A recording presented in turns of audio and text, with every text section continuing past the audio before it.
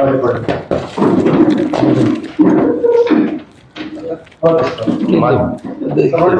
ಹೇಳಿದ್ರು ಕನ್ಫ್ಯೂಷನ್. ಎಲ್ಲ ಮಾಧ್ಯಮ ಸ್ನೇಹಿತರಿಗೆ ಮೊದಲನೇದಾಗಿ ನಮ್ಮ ಸೂರ್ಯದೇವರ ಆಶೀರ್ವಾದ ಎಲ್ರಿಗೂ ಕೂಡ ಸಿಗಬೇಕು. ರಥಸಪ್ತಮಿ ವಿಶೇಷವಾಗಿ ಈ ಒಂದು ವರ್ಷ ಜನವರಿ 1ನೇ ತಾರೀಕೆ ನಮ್ಮ ಬಳ್ಳಾರಿ ನಗರದಲ್ಲಿ, ಅದು ನಮಗೆ ಇಂಗ್ಲಿಷ್ ಅವರು ಹೊಸ ವರ್ಷ ಆದರೂ ಕೂಡ ನಾವು ಅದನ್ನ ವಿಜೃಂಭಣೆಯಿಂದ ಆಚರಣೆ ಮಾಡ್ತೀವಿ.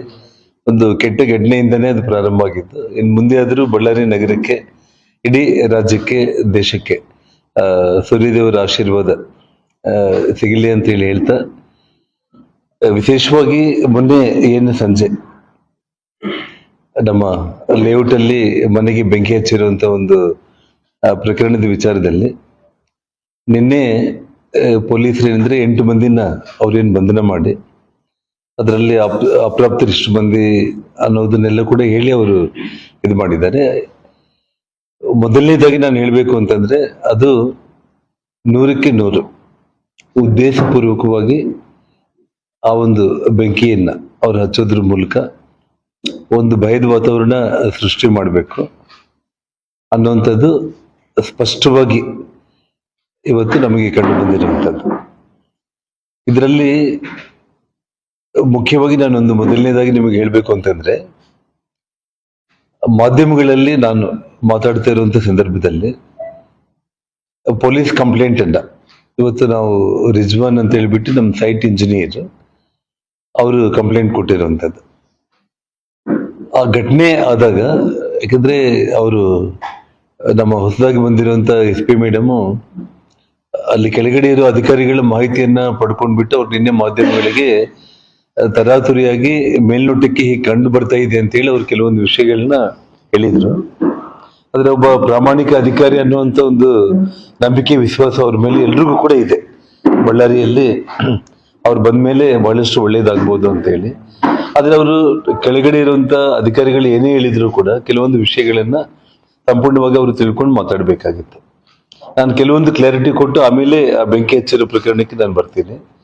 ಮೊದಲನೇದಾಗಿ ನಮ್ಮ ಬಹಳಷ್ಟು ಮಂದಿ ನಮ್ಮ ಬಳ್ಳಾರಿ ಸೀನಿಯರ್ ಪತ್ರಕರ್ತರೆಲ್ಲ ಕೂಡ ಇದ್ದಾರೆ. ನಿಮಗೆಲ್ಲ ಕೂಡ ಗೊತ್ತಿರೋ ವಿಷಯ ಏನು ಅಂತಂದ್ರೆ, 2023 ತನಕ ಕೂಡ ಅಲ್ಲಿ G2 ಅನ್ನುವಂತ ಒಂದು ಸಂಸ್ಥೆ ನಮ್ಮ ಲೇಔಟ್ ನ ಮಾರ್ಕೆಟಿಂಗ್ ಅಗ್ರಿಮೆಂಟ್ ಅನ್ನ ನಮ್ಮ ಜೊತೆಯಲ್ಲಿ ಮಾಡ್ಕೊಂಡ್ಬಿಟ್ಟು, ಚೆನ್ನೈ ಮೂಲದ ಸಂಸ್ಥೆ ಅದು, ಅವ್ರು ಇಲ್ಲಿ ಬಳ್ಳಾರಿಗೆ ಬಂದು 23 ಮೇ ತನಕ ಕೂಡ ಅವ್ರಿಲ್ಲಿ ಪ್ರಾಪರ್ಟಿಗೆ ಸಂಬಂಧಪಟ್ಟು ಅಡ್ವರ್ಟೈಸ್ಮೆಂಟ್ಸ್, ಮಾರ್ಕೆಟಿಂಗ್ ಎಲ್ಲ ಕೂಡ ಮಾಡಿದ್ದು ನಿಮಗೆ ನೆನಪಿರ್ಬೋದು.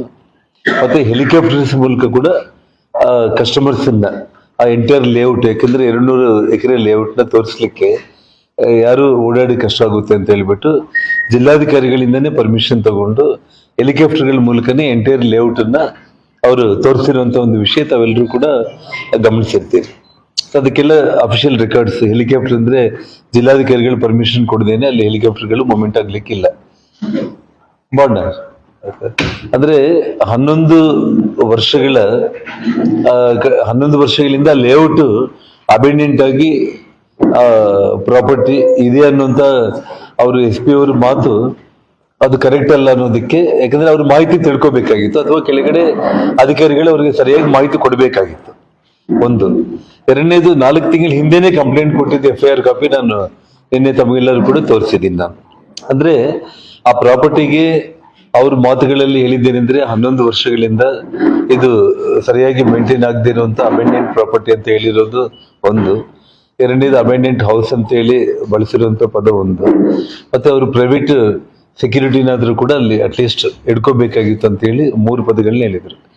ನಾನು ಆಸಿಫ್ ಮತ್ತು ಮಂಜುನಾಥ್ ಅನ್ನುವಂತ ಸೆಕ್ಯೂರಿಟಿ ಅಲ್ಲಿ ಇರೋ ಕಾರಣನೇ ಅಲ್ಲಿ ಆಗಿರುವಂತ ಕಳುವು ಪ್ರಕರಣಕ್ಕೆ 4 ತಿಂಗಳ ಹಿಂದೆ ಹೋಗಿ ಪೊಲೀಸರಿಗೆ ಕಂಪ್ಲೇಂಟ್ ಕೊಟ್ಟು 3 ಬಂಧನ ಮಾಡಿರುವಂತ ವಿಷಯನೂ ತಮಗೆಲ್ಲ ನಾನು ನಿನ್ನೆ ಹೇಳಿರುವಂತದ್ದು ಅದು ರೆಕಾರ್ಡ್ ಇದೆ.